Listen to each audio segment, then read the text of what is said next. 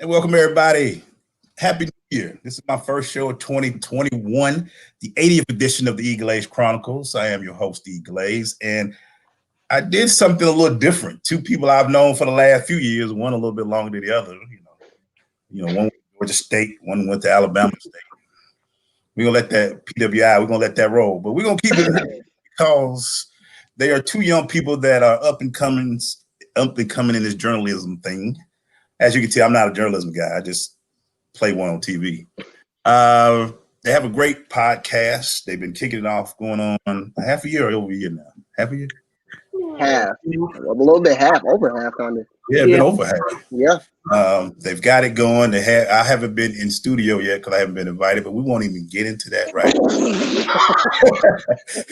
But they are two. Y'all better know their faces because they're going to be two that you're going to have to deal with for years to come. Nia Simone, Malik Brown. How are you guys doing today? And welcome to the EGlaze Chronicles. We are doing good. Thanks for having us. Yeah, hey, man. We're good. I had to break this ice somehow, but we're like. I'm gonna ask y'all a few questions. I'm gonna start with this one for both of y'all. What does it mean to be able to report sports or report anything in today's time? Is it a different feel? Because you know how the old school was about reporting sports. Now is it more of shock sports, or do we still want to give good sports reporting? And what do you guys see by today's journalism and sports reporting in today's time? And I tell you why, because me and Malik were just talking about that a few minutes ago. What do you guys think about that? So I guess I'll go first.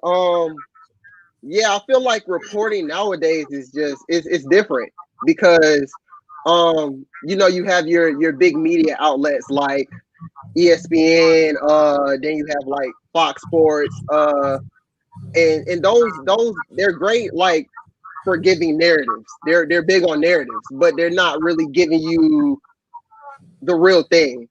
Because you go on ESPN, you hear Fox Sports, they're really just talking about the same thing. And I know we always talk about LeBron, the rings, just all the national stuff, the Dallas Cowboys. That's all you hear about.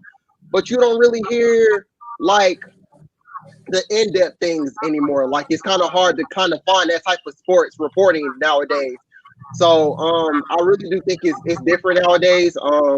But I feel like we're trying to just break that ice and just try to like be different and not like those other media outlets, but have something different and just be able to explain the game in a deeper knowledge. Yeah. I think the game is changing tremendously. Like, now we are more digital. Like, pretty much everybody finds out all the sports news and stuff through social media. So I think that's the difference between like our generation of the up-and-coming sports journalists now, where it's like we have our phones now. But also it is kind of tricky too because you got some people who feel as though they have a certain amount of following, and because they know little sports, everybody wants to be a journalist now. And so it's a little harder for us now because you really have to like bring your A game. Like, hey, I know what I'm talking about. I studied this in school. This is something I always wanted to do. I'm not doing this because I got famous off of NBA Twitter, But, I think the game is changing. Like, it's no more just like your traditional, I'm going to go up and set up an interview with so-and-so and this, that, and the third. There's just so many different avenues and so many different branches when it comes to sports journalism now, So it's different, but I think it's a good difference. Well, let me ask that, is that good for sports? Because let me be honest, everybody know we started this 6-7 years ago, me and Maceo. We didn't have a journalism degree. Mm-hmm. We played the game, but we didn't know. We just went in and talked it. But like you said, now if you got 1,000 followers and you played pickup basketball, now you think you're a basketball analyst. There's one guy on TikTok that drives me crazy that I hate, and I delete. I almost blocked him because he always think he knows sports. Mm-hmm. Has that included the conversation? Because now everybody has their own shows. Mm-hmm. Everybody, journalists, that convoluted the story, or has it made it more people friendly? Because now everybody wants to be involved because you're homeboy and everybody wants to do it. What do y'all see from it? I say it's for the audience. You see what I'm saying? Like, you have to know what kind of who you're getting your information from. That's number one. And if you let somebody who made it off of NBA Twitter, that got a certain amount of following, tell you about X, Y, and Z, then maybe you need to go back to the drawing board and figure out why is it that you think it's okay. Now, granted, like, we all are entitled to have our own opinions. You know, if you really love sports and you do this as a side hustle, I'm not knocking the hustle. But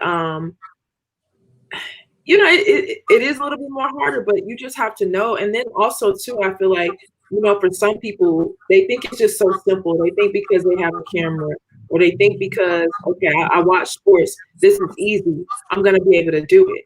And they don't even know the work that we as journalists have to put in and day out. It's strictly studying and reading and knowing what you're talking about and being accurate, and ethics too. That's another thing. People lack ethics. And that's why some people don't make it as far as in this industry, because they don't really understand it. They think you just get up and just talk to athletes all day and you get to travel to cool places and be at these games. Right. And that's not even the case, you know, because it's a grind.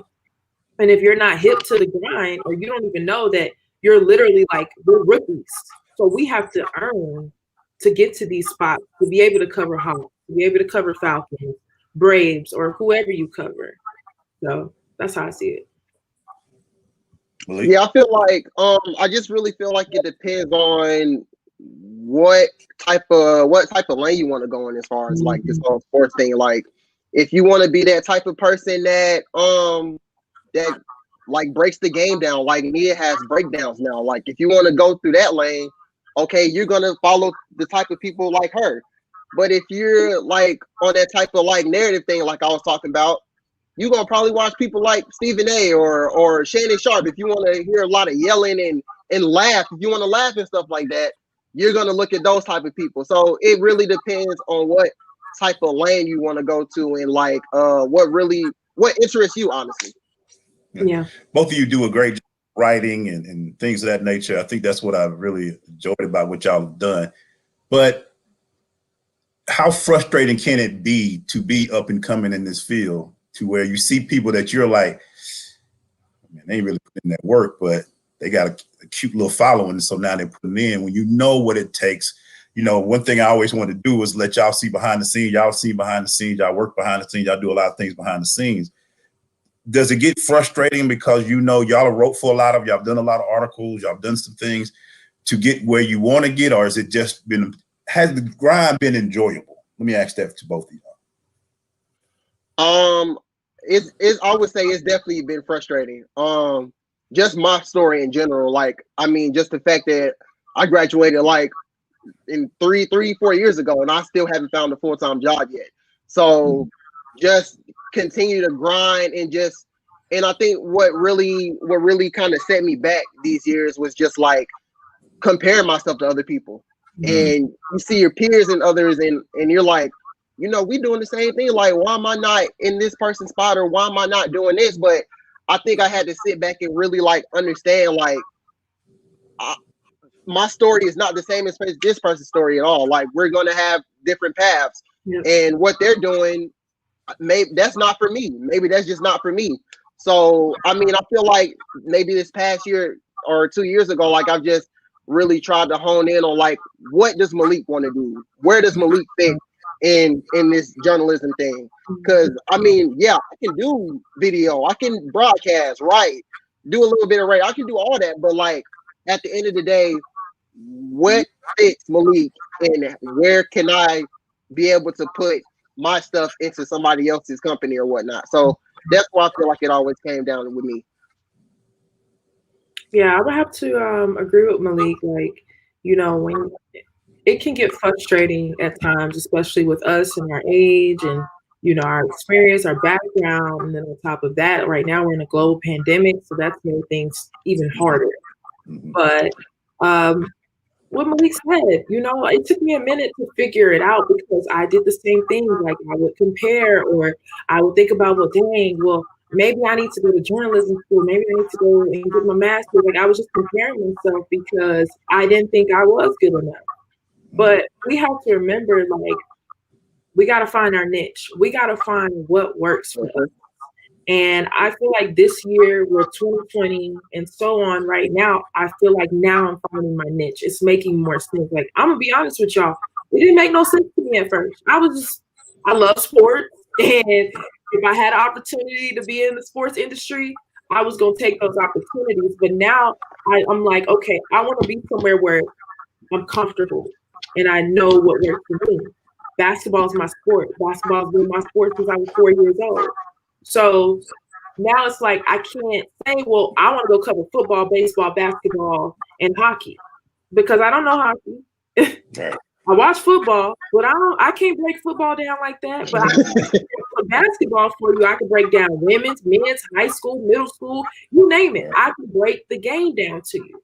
And so I figured it out. And so once you figure it out, like you don't want anything less. You want more and more. And it gets frustrating because it's like, dang, when am I going to get that full-time opportunity? I'm tired of, people saying, well, you can do this and get this opportunity for your portfolio and we'll help you. We can't pay you right now. Like, that's frustrating as heck.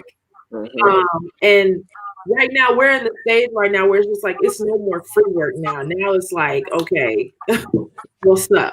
We got to be on somebody's insurance. We got to be off our insurance. So I need something to figure out, something to make sense. But it can be frustrating. But at the end of the day, like, if you love this, you're going to make it work and you're going to figure it out.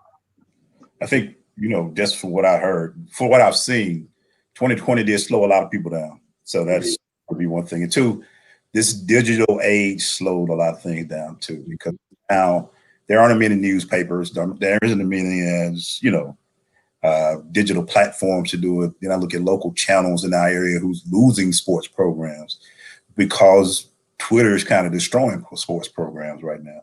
But overall, let me ask you this though: when it comes to our media, and I mean Black sports, because we everywhere. How do y'all feel about how it's portrayed in 2021? Is it still being portrayed? Which is the bigger story?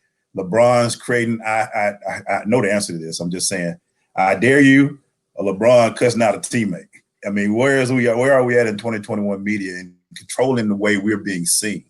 I don't have to respond to this. I wasn't a big fan of the story that came out about Trey and John. I thought that was something that should have came out, but it did.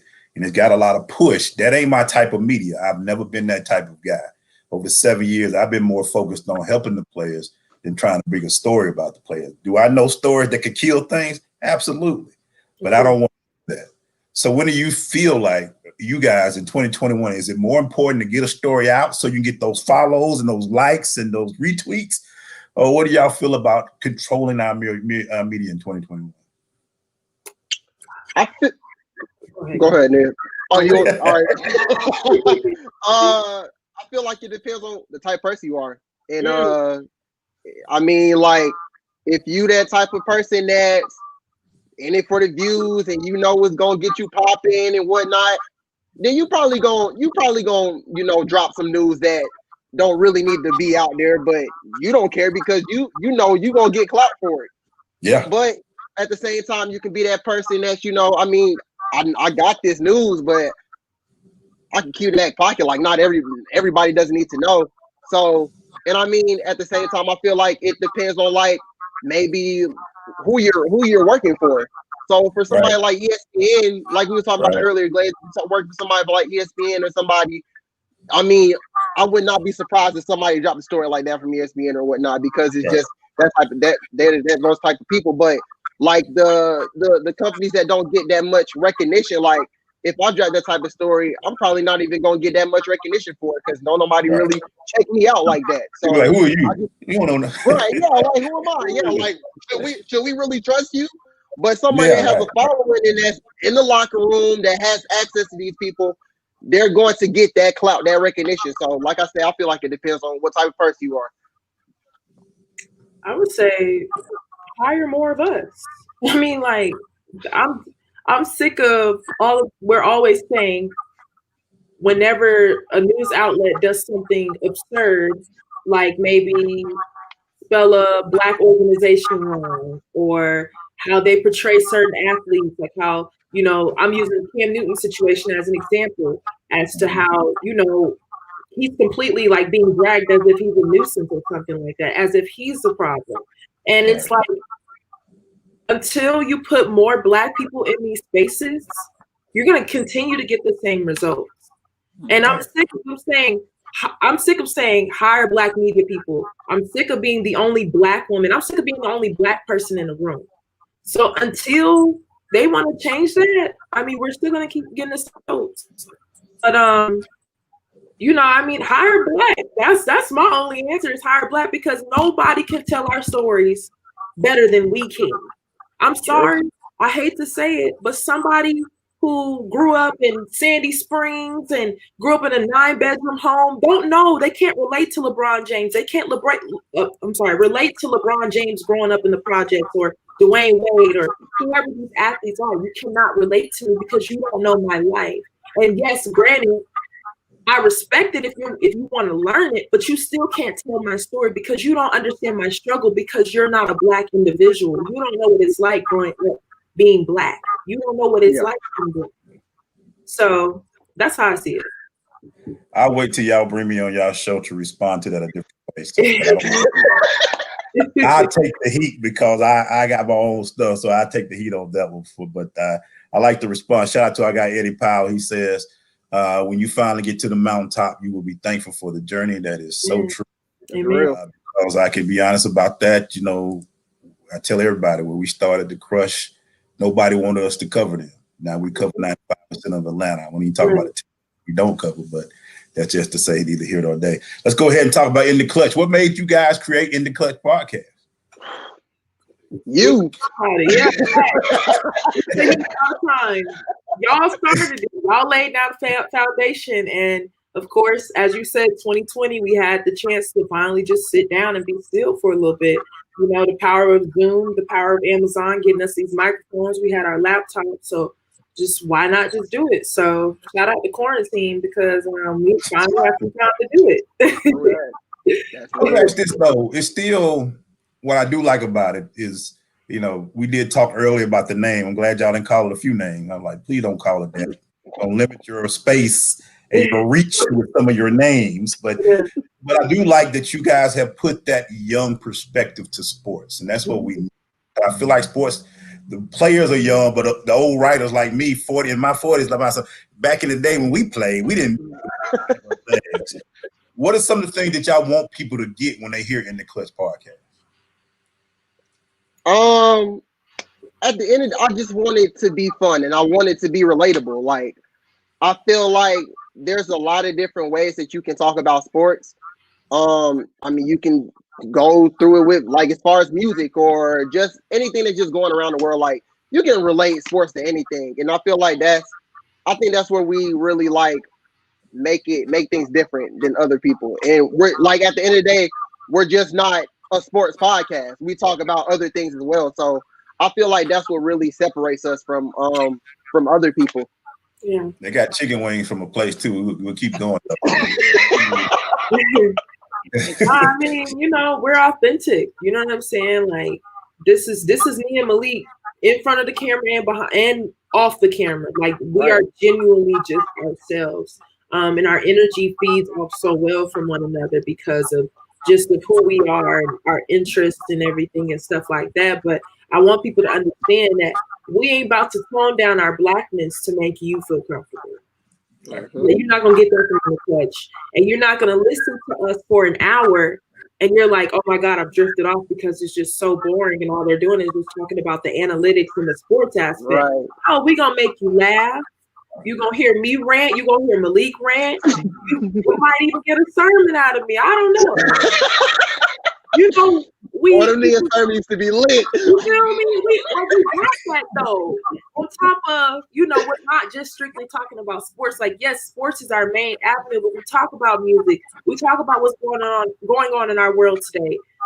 We talk about financial literacy. We've had so many different people come on our show just to talk about different things, because a podcast is not just, oh, I'm going to get up and this type of podcast today. Like, no, you want to make an impact on people. I don't care if we got 2 listeners.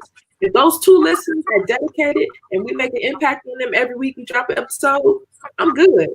We won. We won. All right. I'm gonna give y'all 2 questions. So we're gonna bring in the clutch to the EGlaze Chronicles. It's gonna be 2 questions, one sports, one pop. All right. So I start with the pop question first. And this is strictly at Malik, but I do it anyway. Malik, why is Meg Thee Stallion bodying every new rapper out there? Wait, repeat. I hear repeat the question. Say it again. Why is Meg Thee Stallion bodying every new rapper that you mentioned on your post today? Which one is what I'm saying, Malik? Why these cats ain't rapping these days? I'm tired of the auto-tune. Meg Thee Stallion is the only one dropping lyrics out here. The City Girls are rapping better than some of these cats. Talk to me, Malik. What am I missing? I know I'm old ears, but talk to me. What is going on, Malik? Look, I can't about all these rappers. And you know what made me mad? I go listen to these rappers, and I be like, man, Malik done made me waste 10 minutes on this. Did you check out Young Nudie yet, though? Yes, my daughter talk about Young Nudie. I went and checked it out. Okay, I'll do it again. Maybe I listened to the wrong story. Go ahead. Y'all talk to me about young rappers today that I really want to give an opportunity to. I like Savage. Not Savage. 21 Savage? I like 21 Savage. And I like The Baby. I like some of them, but some of them that everybody be on, I'll be like, I'm totally missing it. And I'm trying to. But honestly, the best album I've heard from a new artist has been Meg Thee Stallion, because she killing it. When Meg Thee Stallion started her album off bodying that trait, whatever that dude was. The Trey guy. That Tory Lane dude. I was like, okay, she gets it. What am I missing? Talk to me, Malik and Nia. Maybe I'm missing today's hip hop. I'm old school now. Talk to me. Well, honestly, I feel like in today's age, not many of us in our age group are really like on the lyrics thing. Like, I feel like, and I mean, I'm not talking for everybody. I'm talking about, I just like from what I've seen from my peers. Okay. We're not really big on lyrics no more. We just really big on the beats and the flow. That's it. And I mean, I don't really listen to Megan Thee Stallion like that. So I really can't tell you like if she really got bars or not. But I'm into like real rap, like J. Cole and like I know. Like Cole and dudes like them. But I mean, and I do like the rappers that don't really have lyrics like that. It's just I know. The artist in me. I'm like, who? Let me go check this out. And I'm like, oh man, no. I'm like, I just wasted time. I literally listen to anything. Like, I can't even give you a real opinion. So, I mean, I'm gonna listen to the stuff that don't make sense. I'm gonna listen to stuff that's real deep. I'm gonna be like, oh yeah, this is real. But I mean, at the end of the day, I can always make a logical statement on like who can rap and who can't rap at the end of the day. And I'm gonna give y'all a because I got some rappers back in the day that I listened to that I'm pretty shameful about. But honestly, though, I'm a big fan of hip hop. I am, and I think it's gonna grow. It's gonna change, and I'm not afraid of change in hip hop. Sometimes y'all make me go listen to some people, and I'm like, that wasn't it there. That wasn't it. My dog be listening to music. I be like, is that the same artist? She's like, no, I had 10 different artists. I'm like, they all sound, the music is killing me with the same, like with the symbols and all that, they sound the same. What about you, Nick? What about today's hip hop and your thoughts? So like, I know for me, like I'm more into like underground hip hop, like, you know, your Coles, your Kendricks, pretty much all the Cali rappers, you know, some New York rappers. So I switch it up. I still listen to my trap music now, the music that really makes sense. But sometimes you need that, you know, but I'm able to differentiate the two and know like who really is going to have some longevity, because see, what's going to happen is, because hip hop is growing and it's evolving, there's going to be a different flow of style in the next 10 years to 15 years. So all the mumble rappers are eventually going to fall off. But what I've noticed is that, like, you know, of course they do. They rap about the same thing. If it's not about hoes, then it's about lean. It's about it's about popping somebody. Like, I mean, this is how it is. But I think what kind of frustrates me is that we gotta like understand, and I don't know if like these people need their own category or something when it comes to music, but I want people to understand that's not hip hop. We should label it trap music. It's not hip hop because when you listen to hip hop, as I said earlier, storytelling. Like today, I got like a real hip hop playlist where it's just like all like old mixed in with a little new, but like not trap music. And the Art of Storytelling by Outkast is my favorite song, one of my favorite songs. Yeah. But like it's literally the art of storytelling. Like they're telling you stories in this song. And so our generation now, like we like the beat, like, okay, this beat hard, you know. Right, we like listen to the lyrics because I know it's some songs I'll be like, dang, I didn't know he said this, or I didn't know she said that until I've listened to it a couple times because I'm so focused on the beat. So, you know, it's beat heavy. It's beat heavy, you know, this generation of rap. Like if your beat ain't hard, we ain't listening to it. I feel like I'm the only one that paid attention to Lil Durk's lyrics on that song he did with Drake because I like nobody what he's saying because it was actually decent the way he spit it. I was like, yeah, it is, but that's like, but ain't nobody hearing this. Never mind, I'm the only one. The reason I came like this because Young Thug has attacked my generation when he attacked Drake 3000 and Jay-Z. I said, okay, young fella, I don't know who you is with the dresses, but you can't be doing that. No, with the dresses. With the dresses. Yeah, you came at 3000 and Jay? Come on, bro. You know, sometimes people would just be trolling too. I mean, he got a lot of pull up from it. He got more people listening, and now everybody's saying, all right, let me go hear what you're talking about. You said you got all these anthems. Let me hear the anthems. But to roll to the sports question, let me ask you guys this. The Hawks are 4-5, or 4-4 right now, 4-5. 4-5. 4-5. They play Philly tonight. Philly bringing out the G League team because everybody hurt. Hawks are hurt. Everybody hurt on the Hawks. With everything that's going on that you guys have heard from the say now she's not coming on 3 steps. That's what I'm saying. He almost got me. He's crazy. Yeah, he's like, Thug almost got beat down. We'll let that roll. But they're 4-5 right now. I don't know if there's tension. We always think tension. It's harder now because we're not in the locker rooms. We don't feel it and see it. We used to be able to walk and be like, hey, man, something ain't right up in here. Lord don't feel right. Trey don't feel right. Did we expect too much when they came out 4-0? Or do we feel like they're at the right point now? Are they still working on things? They're still, I mean, we're talking about 9 games. There's still 62 games left. Mm-hmm. Are we expecting too much? Is this the real Hawks? With so many people hurt, or is Trey trying to do too much? You guys give me your thoughts. I'll start with you, Nia, about the way the Hawks are now. What can we expect, and have anything that have the way we played recently change your idea about these Hawks? So it hasn't changed my idea, but you can definitely tell like there is something going on, and it's probably deeper than what's been reported, in my opinion. Just even when I see Trey, like a lot of things that are not a part of his characteristic and not a part of his game, like, you know, he's walking on the court. He just doesn't seem like he's mentally there, or that he's engaged.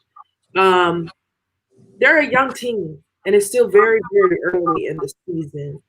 So maybe this does need to happen, but it's kind of like hit or miss because, like, I don't want it to be tension so bad to where it just lingers on the whole season. And they're going to have to figure out what's the issue. Now, when they go on these road trips and stuff, you know, there's not many vets there. There's not anybody really keeping them in check. And I feel like they kind of lack that right now because these are young guys. Like, yes, they're grown, but they're young. They're in their early 20s. So, I mean, they have a long way to go. I don't think that we were expecting, like, I don't think the expectations are too high because we know they still have to grow and get that chemistry within the team. So, look, it's a tough schedule coming up. And they're going to have to figure out what the issue is. They're going to have to resolve the issue quickly. Or we're going to have a situation where the first half of last season, you know how that went. It was up and down. And then they kind of picked it up at the end of the season. And then the pandemic happened. And then, boom, they weren't making playoffs. So I don't know.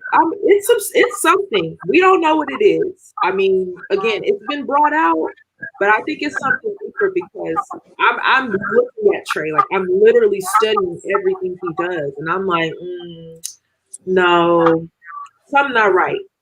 Something's not right. Let me change the question for you a little bit, Malik. Is Lloyd the guy to get this ship right?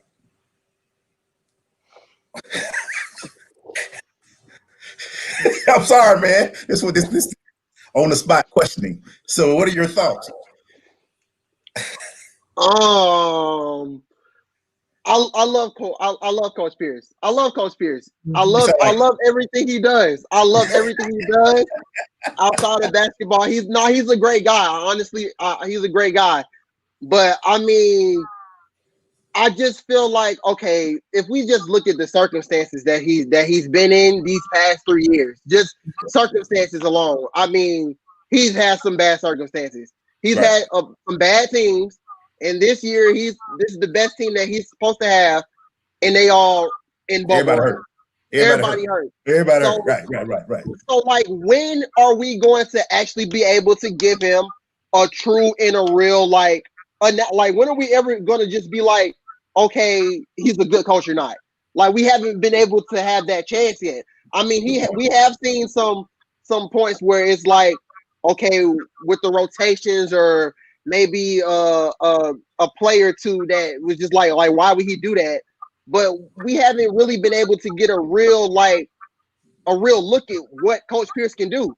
I mean, the only thing I can really give a real analysis on is the defense. Mm-hmm. Before he got hired, he was supposed to come in to be a defensive guy, and the past couple seasons we've heard him talking about implementing the system. It looks the same to me. Nobody's playing defense. I mean, Gordon Hayward went off last week. Nobody was really guarding him. So I mean, we really don't have it's nothing clear yet. We gotta wait till everybody get back to actually, I feel like, to actually judge him, to actually grade him out. Yeah. And we lack him. Gordon Hayward stack. I'm looking at him Gordon Hayward stack like 3 or 4 times. Like, hey, we should get this right. How much did he put on us? Yeah. Gordon Hayward? No, I was just saying we're lacking that defensive presence, but people are hurt. So I mean, Malik has a point. He's in a tough situation right now because he doesn't really have the opportunity to we can't see him in full effect right now. If the Hawks are down 1 with 5 seconds left in the game, what is he gonna do? Who is he gonna have take the shot? Yeah. We just haven't seen that yet. And unfortunately, I just hate that he's getting the short end of the stick because who's going to be to blame when a team goes down? It's always the coach. You hearing this from me? This is an EGlaze opinion. Nate McMillan wasn't brought here to be an assistant coach only. Okay. Hello. Just put that out there. Don't hire a Nate McMillan. Just saying. That's to say he's going to be a great assistant. Supposed to be coach of the year last year, in my opinion. So when I saw the hire, I was like, oh. But everybody, he's going to help Coach Pierce. Name one coach like him that has helped the coach that he's worked for. I'm just going to put that out there. But guys, I know we over the 30-minute mark. I always did it, but y'all got me really thinking about some things. 2 quick questions. If this goes as it is with the Hawks, is John Collins still with the Hawks next year? No. I don't see it happening. I don't think so either. Especially he has already came for Trey already. This might not be. Yeah. And the thing about it is, like, this is your franchise player, And look, I didn't disagree with what he said because right. We saw the half-court shots. Right. And we've seen it again the other night when they lost to Charlotte again, where he pulled up 2 half-court shots when you got 20 seconds left to spare. The first time John just kind of threw up his hands like, what the, so we see it and he didn't lie. Unfortunately, this is probably just the icing on the cake for him because, let's talk about last year, the 25-game suspension that I'm sure that they're still holding over his head. Number 2, the fact that you just turned down a deal because you want that max. We know that he wants that max. They're not going to give it to him. They're going to offer you probably the same deal that they offered in the beginning. He's not going to want it. So I hate to say it. I love John for Atlanta, but no. I want to see what it looks like when everybody comes back. Yeah, because at a moment, maybe I think it's probably earlier in the season, preseason too, he looked real like regular. Like he didn't really look like a max guy. Like, I mean, you put all this talent on this team now. I mean, of course, last season, you don't really have that many options. And then the year before, I mean, of course, you're going to get 20 and 10. But now you got people around you now. Like, you got players now. You got players now. So it's like, are you really that important anymore? Like, they really tested what they can get out of him. So it's going to be amazing to see what happens at the end of the season with him. John's biggest problem is going to be he can't create his own shot. And defense. Can't forget that defense. Cam can do his own shot. DeAndre can create his own shot. All of them can create. You can't. You need that ball dish to you. That's cool. I'm sorry. 2 quick questions. Who wins tonight? Bama, State. Bama. Yeah, Alabama. Bama. I want Ohio State to do it. Just just for the Justin Fields thing, but it just seemed like Alabama don't lose. So, and my last pop question: is anybody as hot as Lori Harvey in these streets right now? Hey, just with her life, you'll never hear nothing crazy about her. She unproblematic. I got nothing love for her because she is like she moving. She doing her thing. She bigger than Steve Harvey around here. She better than us.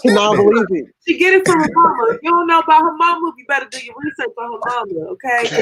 You can have to up in the family for real. If you want me to be honest with you. Yeah. Lori Harvey, she ain't even a Harvey by blood, but you know. That's true. That's true. You know how many people want to stab her now since she done took Michael B. Jordan off the he's short. It's okay. Don't call you 6'1". Don't mean you call everybody.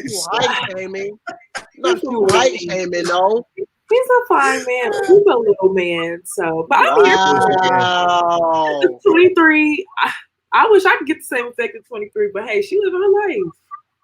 Lori Harvey she's Michael Jordan. She's LeBron around here right now because everybody mad at her. I'm like, don't hate the game. Do not hate the game. She doing they hype up Future anyway. So I mean, at least she ain't out here having 8 baby daddies. True. Hey, all I know is these women who are dating Future and moving to better things. Sierra's happy. Now Lori's happy. Shout out to them. Future, you are a springboard to the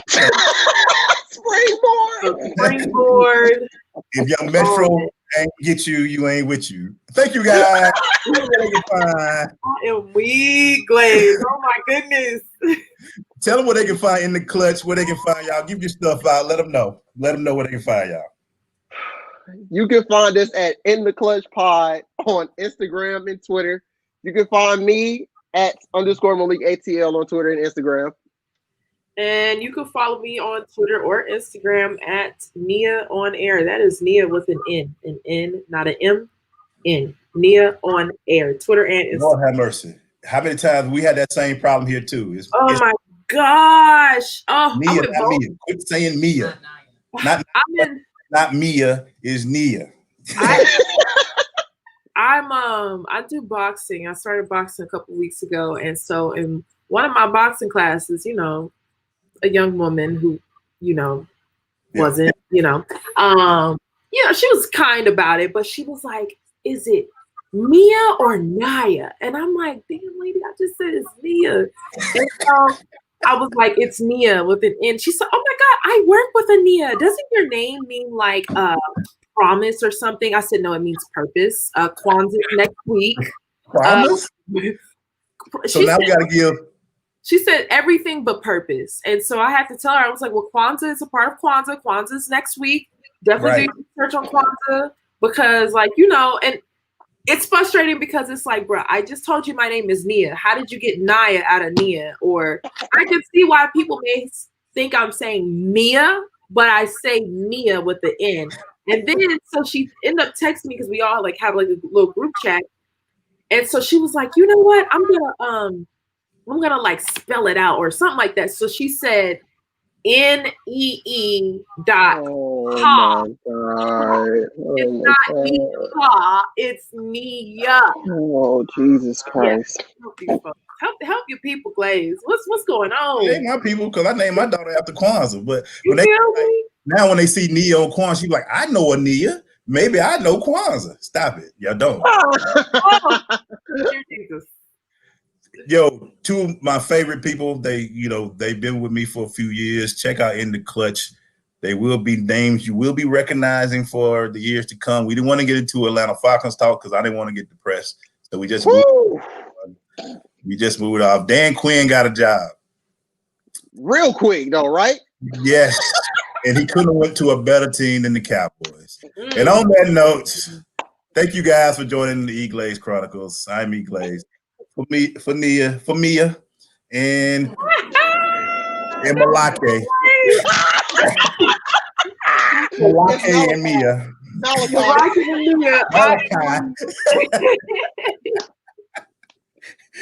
I'll be glad. You guys, y'all have a great day. Remember to continue. Bye, y'all. Love y'all.